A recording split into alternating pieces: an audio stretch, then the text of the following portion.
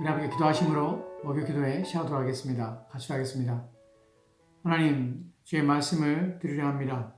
로마서를 통하여서 하나님께서 우리 가운데 주시는 말씀의 그 귀함과 또한 그 말씀의 권위가 어떠한지에 대하여 오늘 말씀을 통하여 잘 생각하며 기억하게 도와주시고 또한 깨달음 말미암아서 우리에게 주신 말씀을 순종할 뿐만 아니라 그 말씀의 귀함을 알아 우리의 삶에 적용하여 그 말씀의 효용과 능력을 경험하는 우리 삶 되도록 주여 도와주옵소서. 주께서 함께 원하며 예수님 이름으로 기도합니다. 아멘. 오늘 우리가 살펴볼 로마서의 내용은 로마서 3장의 내용들을 이제 살펴보도록 하겠습니다. 오늘 우리가 3장에 살펴볼 내용은 로마서의 3장의 첫 부분에 대한 내용들입니다. 3장의 문맥적인 상황을 먼저 여러분들에게 좀 말씀을 드리고 시작하도록 합니다. 3장의 내용들은 로마서를 시작할 때 1장 16절과 17절 말씀의 큰 주제가 지속적으로 연결되어 있으며 3장 또한 그 내용들을 포함하고 있으며 그 내용의 연장선 안에 있다는 사실을 여러분 기억하시기 바랍니다.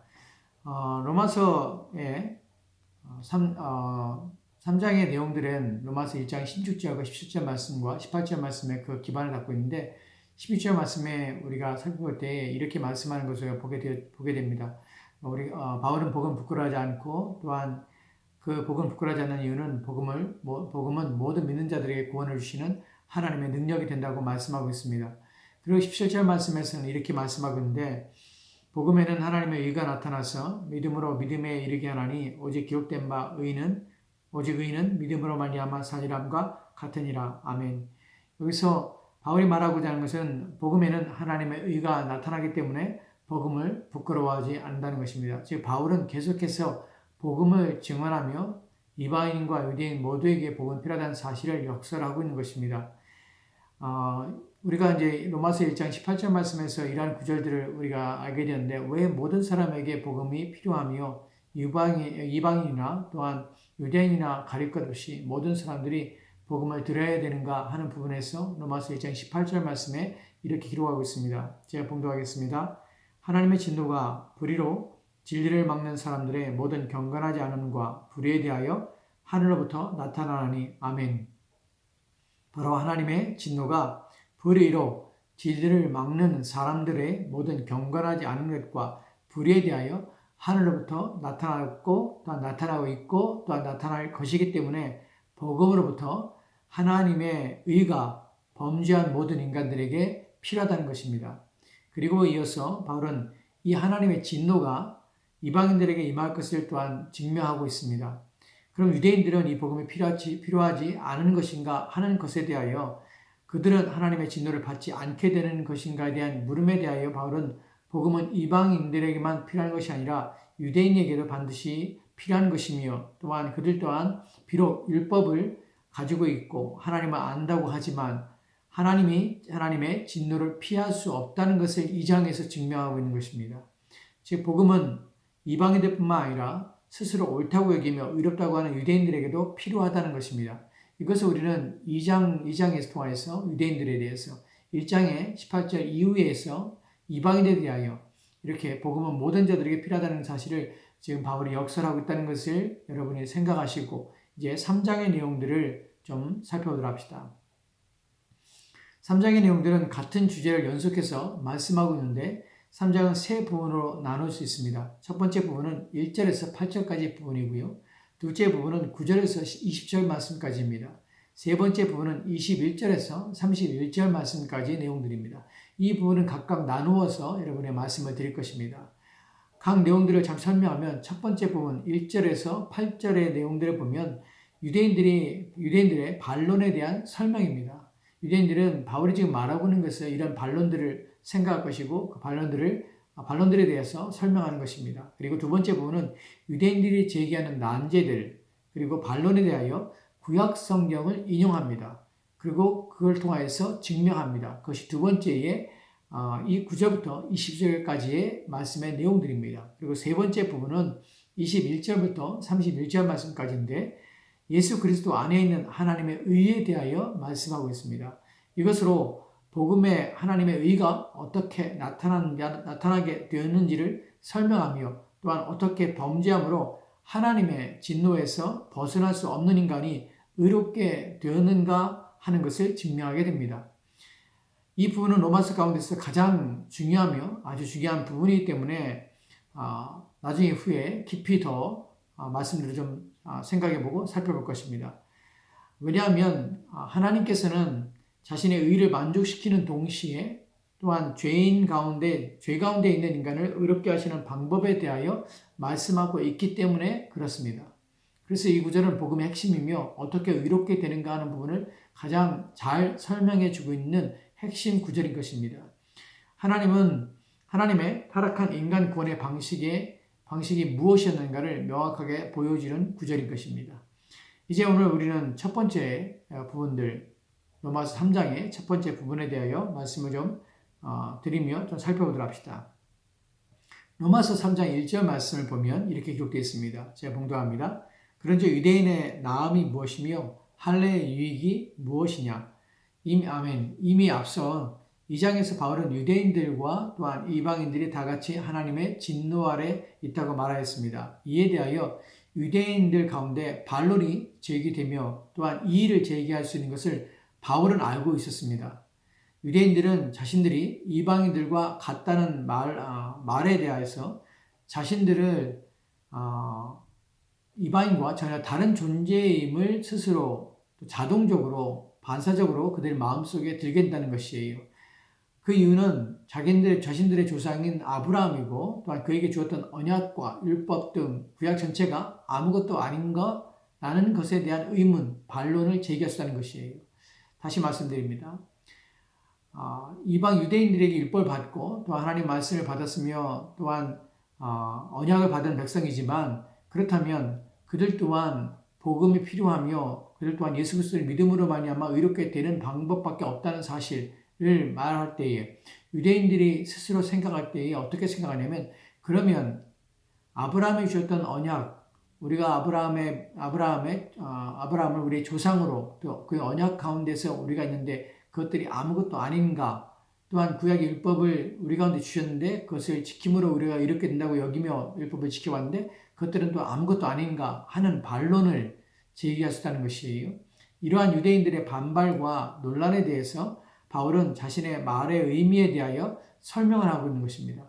사실은 로마서는 어떻게 보면은 우리에게는 이해하기가 까다롭기도 합니다.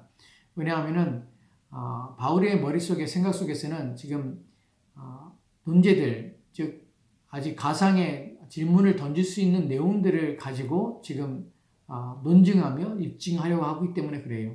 바울이 말하는 것을 기록할 때에 바울이 로마서를 기록하며 또한 복음을 전하려 할 때에 유대인들은 반드시 바울이 말하는 것을 읽을 때에 그들의 마음속에 자동적으로 일어나게 되는 질문들이 무엇인가를 생각하며 또한 그것을 기록하고 있다는 것이에요. 그래서 이러한 내용들이 거기에 첨언되며 또한 그 설명들을 기록할 수밖에 없다는 사실입니다.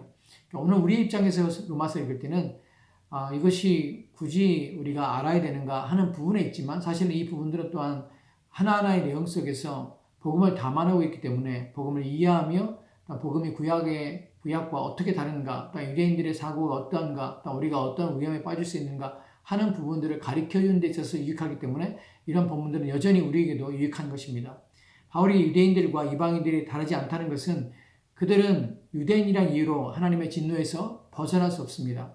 그들이 할례를 받았다는 것으로 하나님의 진노에서 벗어날 수 없습니다. 그들이 율법을 가지고 있으며 또 율법을 알고 있다는 사실만으로 하나님의 진노에서 벗어날 수 없다는 것입니다. 그렇기 때문에 이방인과 다르지 않다는 것입니다. 유대인들은 하나님의 진노를 피할 수 없다는 사실 속에서 이방인들과 다르지 않은 것입니다. 이것이 바울이 말하고자 하는 진의입니다. 그러나 또한 하나님의 진노 아래 놓여 있다는 것 이외에 유대인들이라는 사실이 그리고 그들이 할례를 받았다는 사실이 그들에게 아무것도 아닌가 그러면 나는 논쟁, 나는 사고, 생각들에 대하여 이것들이 전혀 의미가 없는 것은 아니었다고 말을 합니다. 그것을 설명하는 것이에요. 복음으로 말미암는 구원에 있어서 유대인이나 이방인이나 차이가 없습니다. 똑같이 복음을 믿음으로 구원을 받으며 하나님의 진노에서 벗어날 수 있는 것이에요. 그럼에도 불구하고 유대인들이 구약을 가지고 있고 또한 하나님 말씀을 받은 것이 아무것도 아닌가 라는 것에 대하여 그렇지 않다는 것을 말하며 또한 유대인으로서의 이익 또한 할례로서의 유익한 점이 무엇이었는가 하는 것을 이제 설명합니다.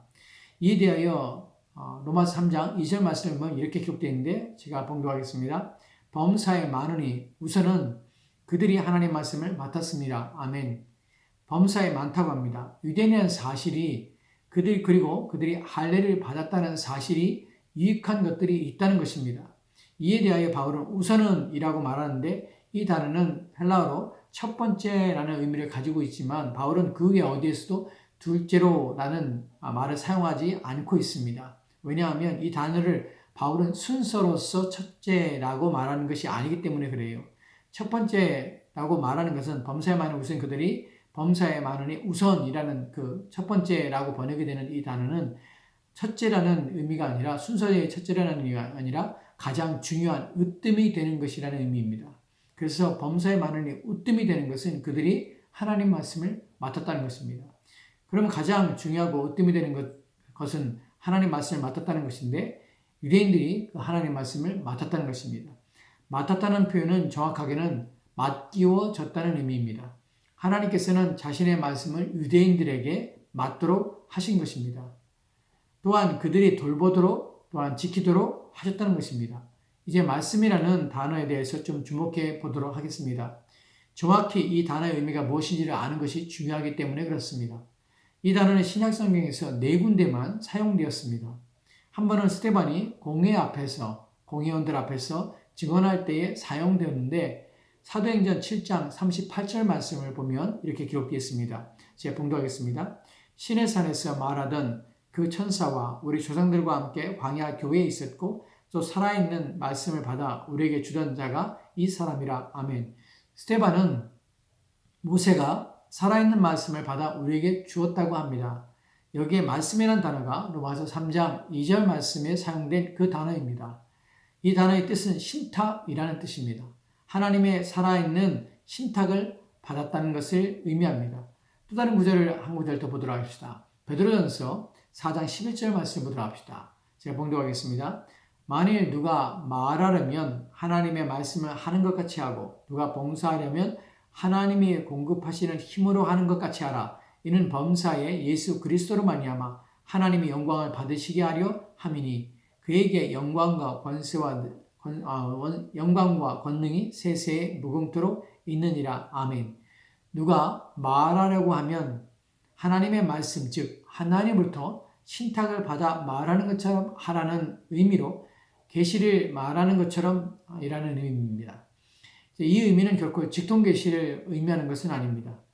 본문에서 말하고자 하는 의미는 하나님께서 직접 말씀하는 것처럼 무게감을 가지고 위엄을 가지고 말하라는 것이에요. 하나님께서 말하는 것처럼 그 말씀에 가감 없이 그 말씀 그대로를 무게감 있게 또한 중히 말하는 것입니다. 모세는 하나님의 대언자로서 하나님께서 직접 그에게 말씀하신 것을 전달하였습니다. 비록 모세의 입술을 통하여 전달되었지만 그 말의 최종 권위는 하나님이십니다. 이스라엘 백성들은 모세의 말을 들을 때에 모세의 생각이나 가르침이나 그가 주는 교훈을 받은 것이 아니라 하나님께서 그들에게 직접 말씀하신 것으로 들은 것입니다. 바울이 말하는 것이 바로 이 의미입니다. 하나님의 말씀이라는 의미는 하나님께서 직접 하신 말씀을 유대인들에게 맡겨졌다는 것입니다. 그럼 유대인들에게 맡겨진 하나님의 말씀은 무엇입니까? 구약입니다. 구약은 하나님께서 직접 그분의 입에서 나온 하나님의 신탁이며 또한 그분의 계시인 것입니다. 말씀이라는 단어가 함께 사용된 히브리서 5장 12절 말씀을 보면 이렇게 기록되어 있는데 제가 봉독하겠습니다. 때가 오래되었으므로 너희가 마땅히 선생이 되었을 터인데 너희가 다시 하나님의 말씀의 초보에 대하여 누구에게서 가르침을 받아야 할 처지니 단단한 음식은 못 먹고 젖이나 먹어야 할 자가 되었도다. 아멘. 바울은 히브리서의 수신자인 유대인 그리스도인들을 책망하며 그들이 다시 하나님의 말씀의 초보를 다시 가르침을 받아야 할 처지라고 합니다. 여기서 하나님의 말씀이라는 단어가 바로 신탁 또는 계시의 뜻을 의미합니다. 유대 그리스도인들은 여전히 하나님의 말씀에 초보를 다시 배워야 처지에 있었던 것입니다. 그렇다면 여기서 하나님의 말씀은 구약을 가르치는가 하는 것입니다. 그렇지 않습니다. 여기서는 또 다른 의미입니다. 여기서 하나님의 말씀의 의미는 신약성경을 가르치고 있는 것입니다. 즉 바울은 신약성경이 하나님의 신탁이라고 말하고 있는 것입니다. 왜 바울이 로마 3장 2절 말씀에서 무엇보다도 유대인으로서 가장 큰 유익이 하나님의 말씀이 맡겨진 것이라고 하였는가 하면 바로 그들은 직접 하나님께로부터 말씀을 들었기 때문이라는 것입니다. 하나님께로부터 직접 말씀을 듣는 것보다 인간에게 있어서 더 큰 특권은 없는 것입니다. 어떤 유명하고 높은 사람이 누군가에게 직접 말할 때에 그것을 가볍게 여기거나 또는 아무렇지도 않게 여길 사람 없습니다. 교황이 자신에게 한마디 건넨 말을 평생 잊지 못할 사건이며 또한 말이라고 여기는 자들이 있습니다. 또한 대통령이나 왕이 자신에게 말하는 것 또한 그러한 권위를 그 사람의 인생 내내 되새기며 기억할 것입니다. 그러나 그보다 높으신 하나님께서 직접 말씀하신 것이야말로 풀과 같은 인생이 던진 말과 어찌 비교할 수가 있겠습니까? 한낱 피어다지는 들의 꽃과 같은 영광을 가진 인생이 던진 말과 결코 비교할 수 없다는 것이에요. 이것이 하나님의 말씀의 의미입니다. 왜 하나님이 말씀하시는 것이 중요한가 하면 하나님의 말씀으로 말미암아 인간은 살 수 있기 때문에 그렇습니다.